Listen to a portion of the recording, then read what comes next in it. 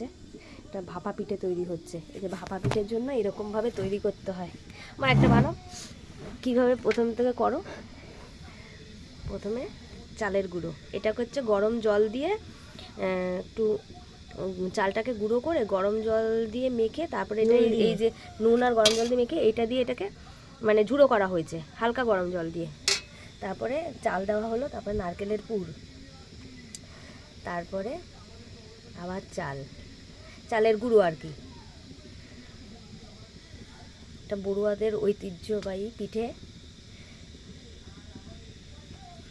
তারপরে এরকমভাবে রাখা হলো আর একটা একটা করে করা হচ্ছে। একটু চামচ নিয়ে তো, আগে চামচ নিয়ে, তারপর এরকমভাবে হয়েছে, এরকমভাবে হয়। গ্যাসটা কি বেশি বড় করা আছে? হ্যাঁ, গ্যাস বেশি বড় করা আছে। গ্যাসটাকে ছোটো করো।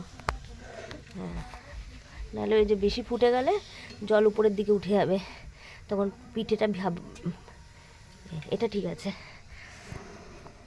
পিঠের মধ্যে জল লেগে যাবে। এই যে এরকমভাবে দিয়ে দেওয়া হলো, নারকেলটা বসিয়ে দেওয়া হলো। নারকেল না, চালের এটা আর কি, চালের গুঁড়োগুলো। এবার এটা আস্তে করে টোকা মারলে এটা উঠে গেল।